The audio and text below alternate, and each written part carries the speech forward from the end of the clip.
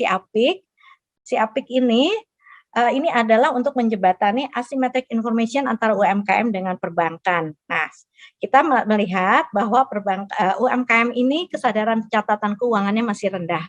Padahal ini adalah penting untuk membuat UMKM ini tahu posisinya tuh dia di mana. Saat ini aku tuh sebetulnya lagi rugi, apalagi untung, apa kita bergerak naik ke atas atau kita stuck, stand still atau diem aja. Nah, itu perlu kita buat mempunyai laporan keuangan dan juga tapi di sisi lain UMKM melihat aduh susah nih debit kredit terus udah gitu nanti nggak balance terus gimana ya cara masuk ngitung-ngitungnya. Nah, akibatnya kalau nggak punya laporan keuangan, tidak bisa memisahkan nih transaksi keuangan pribadi dengan usaha. Terus juga perbankan bagaimana bisa tahunya bahwa si UMKM ini maju, UMKM ini mempunyai track record yang bagus kalau tidak ada laporan keuangannya. Nah, itulah. Jadi dari sisi perbankan pengen menyalurkan kredit tapi kekurangan informasi. Untuk itu kita jembatani dengan pembuatan si Apik ini yang akan memudahkan UMKM untuk membuat laporan keuangan secara dengan sangat cepat, tapi tetap memenuhi standar-standar laporan keuangan secara akuntansi ya. Nah, ini si Apik ini bisa diakses di mobile maupun di desktop. Jadi silahkan langsung download for free, baik di App Store maupun di Google Store. Jadi Bapak Ibu tinggal masukin aja hari ini penjualan berapa, masukin, pengeluaran berapa, tinggal masukin aja. Voila, at the end of the day, at the end of the month, sudah punya T-account, sudah punya balance sheet, dan itu bisa diajukan ke perbankan untuk mendapatkan kredit. Ini benar-benar yang terjadi, karena kita lihat di berikutnya, ini adalah suatu track record kita tahun 2017 ada sekitar 63 UMKM, kemudian yang terhubung dengan perbankan, kemudian ini terus meningkat. 64 terus meningkat tahun 2018 ada 240 UMKM, total pembiayaan 1,64 miliar. Tahun 2019-2020 ini sudah semakin banyak UMKM pengguna si Apik yang kemudian terhubung dengan perbankan. Jadi perbankan bisa memperoleh informasi yang kredibel melalui si Apik ini. Ya, jadi Bapak Ibu ini adalah salah satu nih tools-nya untuk membuat Bapak Ibu ini bisa dikenal oleh perbankan. Supaya punya laporan keuangan, supaya tahu posisinya. Ini lagi rugi, apalagi untung, dan aset kita ada berapa sih? Wah, jadi semakin percaya diri ya. Kemudian yang topik yang berikutnya adalah yang terakhir terkait dengan digitalisasi UMKM. Sebagaimana disampaikan Pak Gubernur ya, bahwa digitalisasi ini adalah game changer nih. Dan COVID ini pandemi ini mempercepat kita untuk semakin adjust dengan digitalisasi ini. UMKM kita harus menuju UMKM 4.0. Yaitu yang memanfaatkan keunggulan teknologi 4.0. Kenapa? Karena situasi PPKM, situasi yang less contact ekonomi ini mengharuskan kita mencari suatu media yang tidak harus menghubungkan orang secara langsung, dan itu adalah lewat digital. Ini juga memperluas akses pasar, menembus ruang dan waktu, serta peningkatan akses pembiayaan dan juga daya saing UMKM, serta efisiensi produksi dan proses bisnis. Karena tidak perlu lagi banyak buka toko yang secara fisik, tapi yang penting ada secara digital. Nah, kita lihat ini ya, posisi digitalisasi Indonesia, hampir sebagian besar itu sudah UMKM kita ya, sudah menggunakan digital. Jadi hanya 36% yang bisnis offline, tapi memang masih 37% ini masih yang standar ya. Dan Bank Indonesia mengembangkan digitalisasi UMKM ini dari seluruh lini, end to end, mulai dari e-producing, bagaimana sekarang kita sedang membuat suatu pilot project digital farming, membangun itu. Kemudian dari sisi perdagangannya, e-commerce, bagaimana menghubungkan UMKM ini ke dalam e-commerce supaya semakin banyak yang mengenal, dan kemudian e-financing untuk mendapatkan pembiayaan dan pembayaran, yaitu di payment. Nah, disinilah ada kris. Nah, kita lihat berikutnya adalah bagaimana kita memasukkan UMKM kita ke dalam digital. Ini yang tadi disampaikan oleh Pak Peri, sangat penting kita mendorong ini UMKM menuju era digital melalui yang kita lakukan adalah kegiatan onboarding.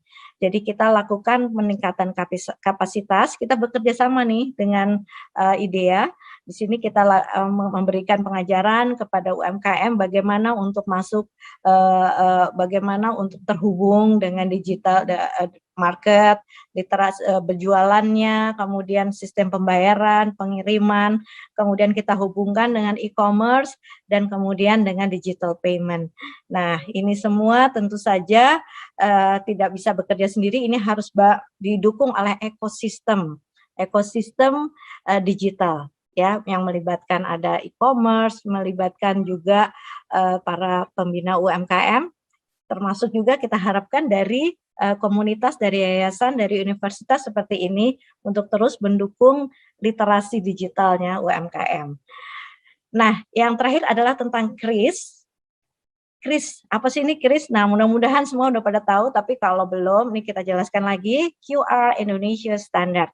Ini adalah mendorong interlink bank dengan fintech, ya, yaitu standar QR untuk pembayaran nasional. Jadi kalau dulu masing-masing penyelenggara jasa ini punya QR sendiri-sendiri. Nah, dengan KRIS ini hanya semua bisa satu QR itu bisa langsung link ke semua penyelenggara jasa dari pembayaran, dan ini sudah terhubung dengan 62 penyelenggara bank, dan ini juga sumber dananya sudah familiar, seperti ada tabungan, kartu debit, UE, dan kartu kredit, jadi bisa langsung melakukan pembayaran.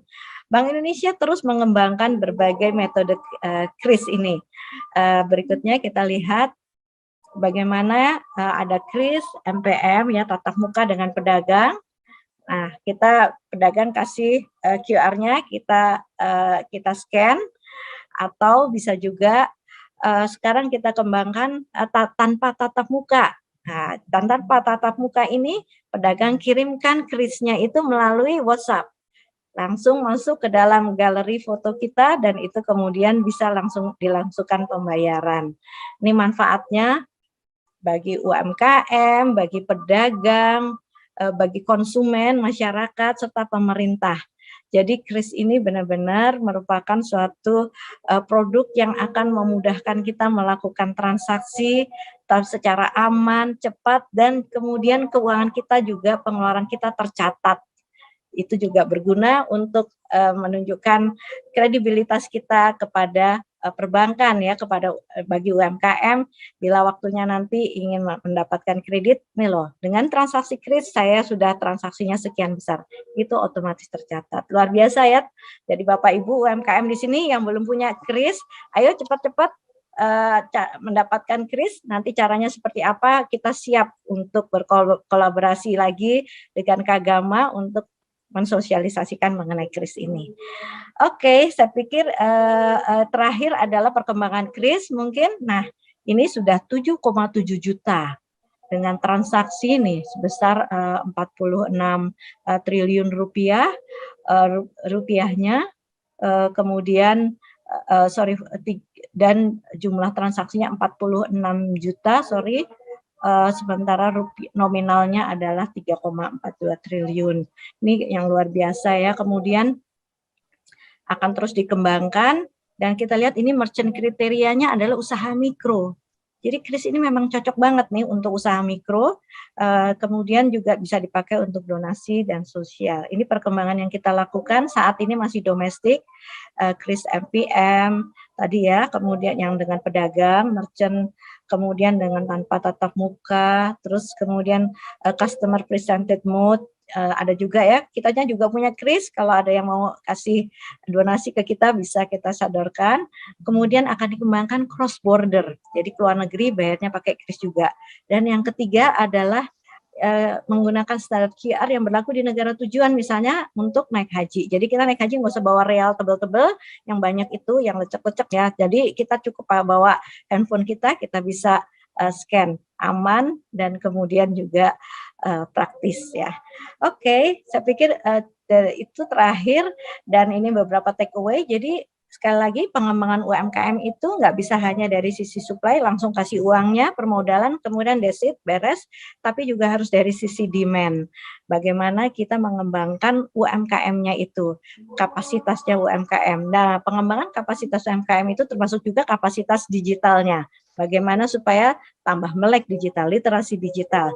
Sementara dari sisi supply, kebijakan BI itu dari sisi kebijakan, fasilitasi untuk business matching, langsung dengan perbankan, kemudian melalui si Apik, dan tentu saja digitalisasi melalui KRIS, melalui Open API untuk sebagai platform yang mempertemukan antara bank, fintech dengan UMKM, dan tentu saja program-program digitalisasi yang UMKM hebat, Indonesia hebat.